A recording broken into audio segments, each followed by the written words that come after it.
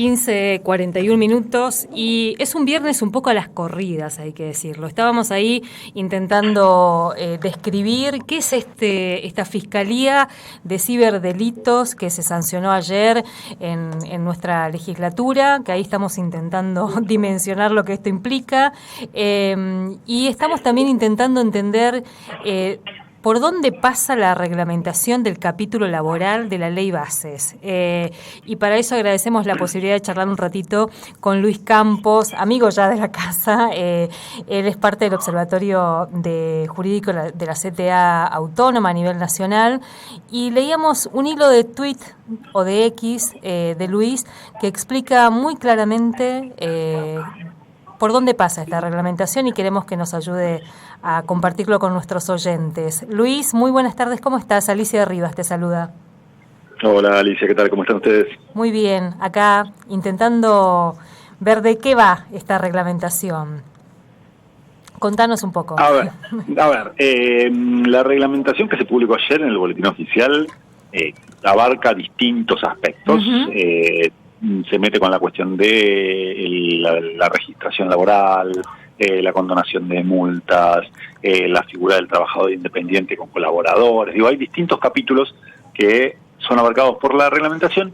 El más importante, tal vez por la extensión y por el impacto que puede llegar a tener a futuro, es la reglamentación del Fondo de Cese Laboral, uh-huh, que es una herramienta que se incluyó en la Ley Bases para sustituir las indemnizaciones por despido, el régimen por indemnizaciones por despido que está previsto en la Ley de Contrato de Trabajo. Uh-huh.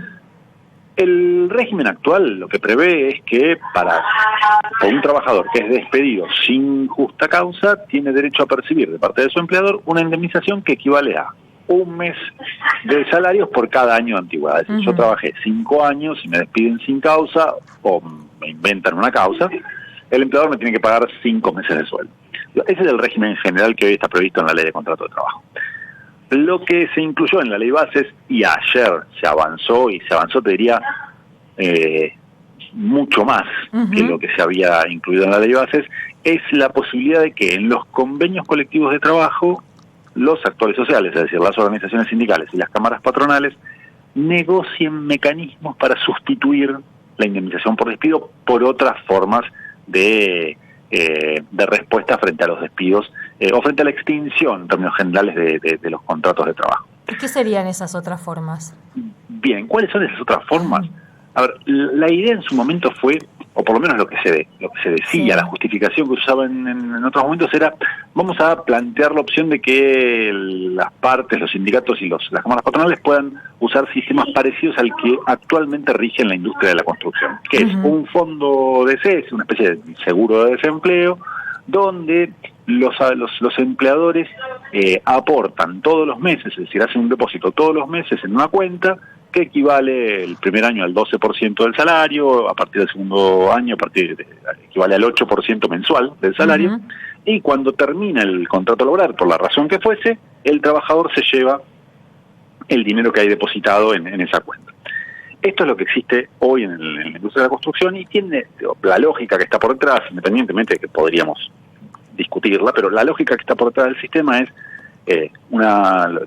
un sector en el cual los empleadores contratan para hacer una obra, cuando la obra termina sería antieconómico que le paguen a todos una indemnización por despido, entonces eso se va prorrateando en todos los meses con este depósito que los empleadores tienen la obligación de hacer a este fondo. Uh-huh. El tema es que la reglamentación del fondo de cese, que se conoció ayer en el Boletín Oficial, va muchísimo más allá de este sistema. Uh-huh. Las posibilidades que se abren son múltiples.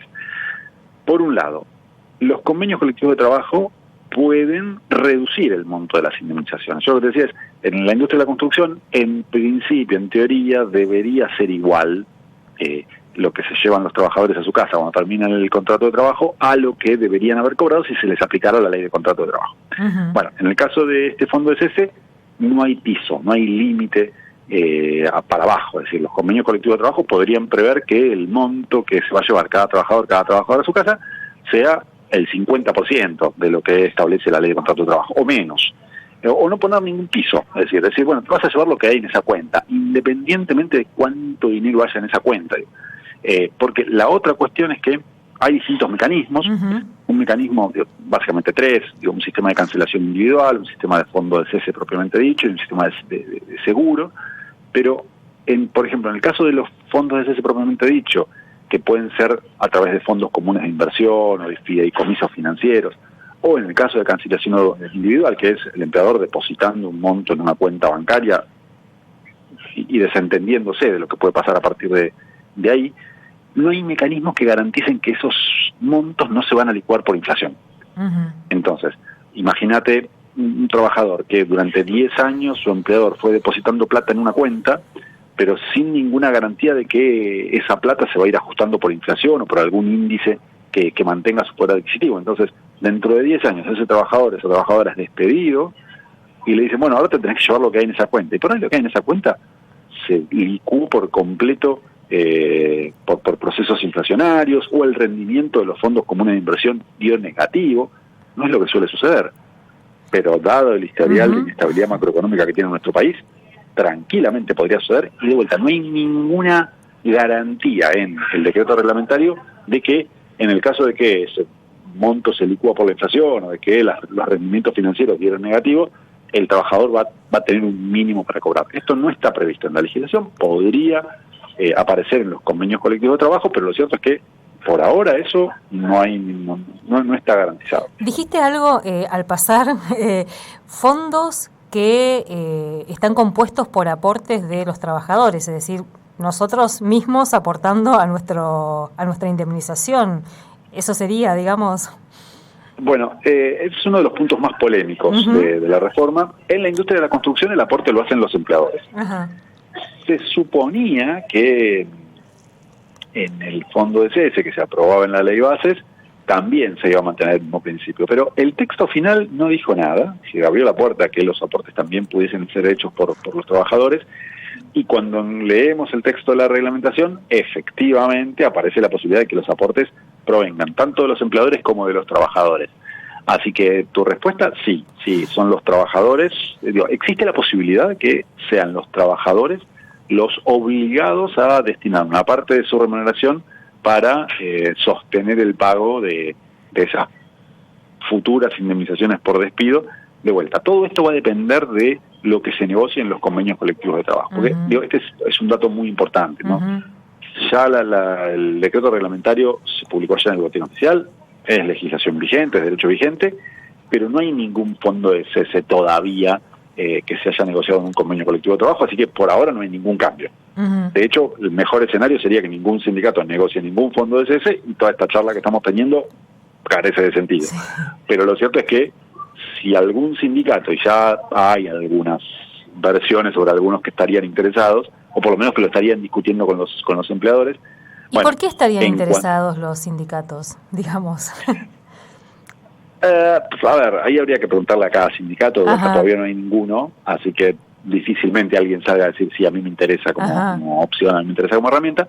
Tengamos en cuenta que en la negociación colectiva no es que se pone un solo tema sobre la mesa.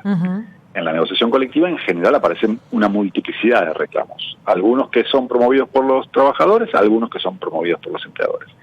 Y en muchos casos lo que puede pasar, y ese es un riesgo muy grande con esta reforma, es que vos tengas sindicatos que no quieren firmar de ninguna manera un fondo de cese laboral, que están completamente opuestos a un fondo de cese laboral, pero que en el marco de una paritaria salarial se encuentren con una cámara patronal que le diga: yo no te firmo ningún acuerdo salarial si en la misma negociación no incluimos el fondo de cese. Entonces, en ese escenario, vos como organización sindical podés plantarte y decir: no, yo el fondo de cese no lo voy a firmar nunca. Y si el costo de eso es no firmar nunca paritarias, bueno, estás en una encerrona. Sí. Entonces, ahí sí empieza a entrar un peligro que tiene que ver con la propia dinámica de la negociación colectiva, donde no es que solo se negocia un tema o solo se negocia tema por tema, y aquellos en los cuales no hay acuerdo no se avanza, y en los que hay acuerdo sí. En general, una negociación precisamente lo que tiene es esta idea de concesiones recíprocas, y no sería raro que muchas cámaras patronales lo pongan sobre la mesa, incluso para frenar discusiones salariales en un contexto en el cual el salario está a niveles bajísimos en términos históricos, con lo cual es un problema muy serio incluso para aquellos sindicatos que no tienen intención de avanzar en la negociación de un fondo de cese laboral, pero que en algún caso se van a enfrentar a la disyuntiva de, bueno, ¿qué hago? ¿Avanzo en esto a costo de, o me planto en mi negativa al fondo de cese laboral, pero con el posible riesgo de, por ejemplo, no avanzar en una negociación salarial? Y va a depender de cada caso. Y ahí el margen de maniobra, entre comillas, de los y las trabajadoras, ¿pueden oponerse a un régimen así? Gran pregunta, porque básicamente es el argumento del gobierno donde dice, bueno, esto igual no va a ser obligatorio para las partes, porque las partes pueden elegir si van a regirse por el fondo de cese o no. De hecho, en el decreto reglamentario hay un artículo que dice expresamente que una vez que este fondo de cese esté firmado por las organizaciones sindicales y por los empleadores, y las partes, es decir, el empleador y el trabajador, la trabajadora, individualmente considerados, van a poder decidir si a ellos se les aplica el fondo de cese o si se siguen rigiendo por el viejo sistema de la indemnización por despido prevista en la ley de contrato de trabajo. ¿Y esto por qué? Porque hay muchos empleadores que dicen, a mí este sistema no me sirve. Muchos empleadores que dicen, yo no tengo mucha rotación en mi personal, yo no despido trabajadores, trabajadoras, porque mi esquema de negocios no necesita eso. Entonces, un fondo de cese me obliga a hacer un aporte y a incrementar mis costos cuando esto no es un problema para mí. Entonces, si el fondo de cese fuera obligatorio para todos los empleadores de esa actividad, estos empleadores que dicen, para mí es un problema porque es un aumento de costos, tendrían ese problema. Ahora, lo que dice la ley es, bueno, el trabajador y el empleador van a poder decidir si aceptan el fondo de cese o se siguen rigiendo por el viejo sistema de la ley de contrato de trabajo. Esto que aparece formalmente como una libertad de las dos partes, en la práctica es un derecho de los empleadores. Son los empleadores los que van a decidir si quieren a ese trabajador, a esa trabajadora puntual, incorporarlo dentro del sistema de fondo de cese o que se siga rigiendo por el viejo sistema de la ley de contrato de trabajo. Porque para el empleador va a ser muy fácil. Al momento de firmar el contrato con el trabajador le va a decir, vos vas a estar dentro del fondo de cese, vos vas a estar dentro de la ley de contrato de trabajo. El trabajador, la trabajadora, no tiene ese poder individual de negociación. Imagínate, vos estás aplicando te estás postulando, llevaste el currículum a un negocio, te dicen, bueno, perfecto, te vamos a cobrar tanta plata, vas a estar encuadrada en el convenio del sindicato de comercio, gastronómico, de textiles, el que sea, y a vos se te va a aplicar el fondo de cese. Y vos le decís, no, yo todo bien con lo demás, pero el fondo de cese no quiero, yo quiero estar con el régimen de la ley de contrato de trabajo en materia indemnizatoria. Y ahí el empleador te va a mirar, te va a decir, pase, bueno, hay otro. Anda a buscar lugar de trabajo a otro lugar, pase el que sigue. Esa libertad para descolgarse, para desengancharse del fondo de cese, en la práctica es una libertad para los empleadores. Es un derecho de los empleadores, además, no un derecho de los trabajadores. En un contexto donde, que aparezca formalmente. Claro, en un contexto donde el tema del desempleo, de la desocupación cada vez gravita más, digamos, ¿no? Absolutamente. O sea, a ver, en todo caso eso podrá funcionar si por alguna razón el empleador te quiere a vos sí o sí por alguna cualidad personal que tengas, por algún conocimiento, pero en los hechos, en la generalidad de los casos, esa no es la situación. En la generalidad de los casos, es el empleador el que fija las condiciones, el que dice cuál va a ser el salario, cuál va a ser el convenio colectivo aplicable, y en este caso, cuál va a ser la modalidad de resolución de la extinción del vínculo laboral, ya sea fondo de cese o aplicación de la ley de contrato de trabajo. El trabajador ahí no tiene mucho para opinar, tanto en los contratos nuevos como en los contratos viejos, porque esto también el decreto reglamentario establece que puede ser aplicable a los contratos en curso de ejecución, es decir, a los contratos laborales que hoy ya están vigentes. Retroactivos, dirían, ¿no? Sí, en realidad no necesariamente retroactivo, porque es para adelante, es para ver qué pasa con las consecuencias indemnizatorias que puedan surgir en el futuro si esa trabajadora es despedido en el futuro. Entonces, en esos casos, la ley también, el decreto reglamentario es muy claro, dice que tiene que haber acuerdo de las partes. Ahora, un acuerdo de las partes que ni siquiera tiene que ser por escrito, con lo cual tranquilamente puede pasar que de un día para el otro el empleador, vos venís trabajando hace 15 años, te pasó al fondo de cese Y vos, si querés, trabajador individualmente, podés oponerte y podés mandarle una carta de documento a tu empleador diciendo, me pasaste a fondo de CES y yo no quería. Pero estando vigente la relación laboral, eso no pasa en la práctica. Claro. ¿Quién le manda una carta o documento a su empleador para decirle, me pasaste a fondo de CES y yo quería seguir en la ley de contrato de trabajo? Es casi una invitación a que te despidan. Bueno, si ese trabajador quiere que lo despidan por alguna razón en particular, bueno, tal vez sea la manera, pero si quiere mantener su puesto de trabajo, y lo más factible es que no diga nada.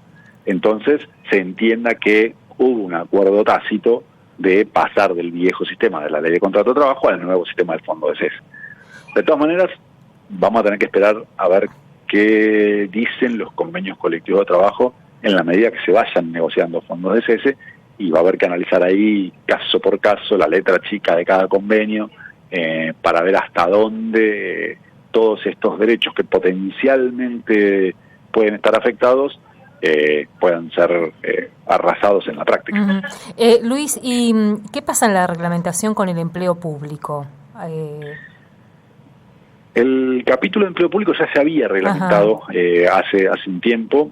Ahí también un avance muy fuerte, sobre todo en materia de disponibilidad, es decir, los mecanismos con los cuales cuenta el Estado Nacional, en este caso, para despedir a trabajadores y trabajadoras que están en régimen de planta permanente, es decir, que tienen la garantía de la estabilidad en el empleo público, pero que sin embargo en algunas situaciones puntuales, como por ejemplo el cierre de organismos, pueden ser puestos en disponibilidad. Esto ya estaba previsto en la ley anterior, pero con bastantes salvaguardas que tutelaban los derechos de los trabajadores. Por ejemplo, si un trabajador quedaba en situación de disponibilidad y después, durante ese periodo, se generaba alguna vacante en el área o en áreas afines, ese trabajador, esa trabajadora tenía prioridad para ocupar ese puesto.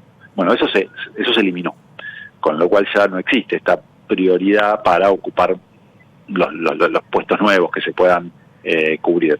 Que de vuelta, eso operaba como una salvaguarda para ese trabajador, esa trabajadora que había sido puesto en disponibilidad y que, bueno, en el peor de los casos, después podía reconvertirse o reinsertarse en otra dependencia estatal, porque tenía esa prioridad, tenía ese derecho a ocupar preferentemente los cargos que se abrieran.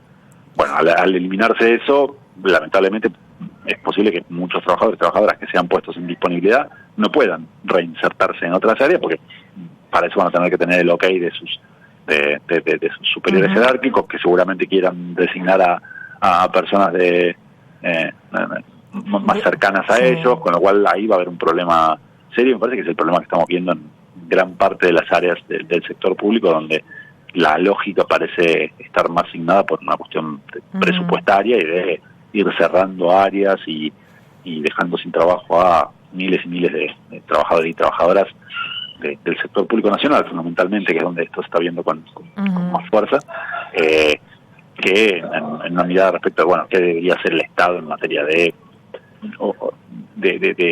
sujeto que tiene obligaciones, que debe llevar adelante determinadas políticas, todo eso parece estar fuera de la agenda del gobierno nacional, que mira al Estado público pura y exclusivamente con un criterio fiscalista, lo cual es un problema muy serio, no solo para los derechos de los trabajadores y las trabajadoras, sino también para el conjunto de la población que se enfrenta a múltiples problemas que tienen que ver con su salud, con su educación. Ahora pensemos lo que está pasando en las universidades, que si bien la decisión de mantener o no los contratos no depende ahí del gobierno nacional, de la administración pública central, pero sí el ahogo presupuestario que se traduce en una afectación por el funcionamiento de las universidades, y lo mismo podríamos pensar de la salud, de la educación, distintas áreas de gobierno que están siendo resentidas básicamente por esta mirada de corte exclusivamente fiscalista. Luis, el año pasado que estuviste acá en Posadas, hablabas un poco, el escenario de diciembre va a ser muy difícil, decías, pero yo no sé si imaginábamos este 2024 con esta situación, estas múltiples situaciones, ¿no? Y pensar en la proyección, ¿qué crees hacia dónde va esto, digamos? Bueno, es una pregunta un tanto complicada.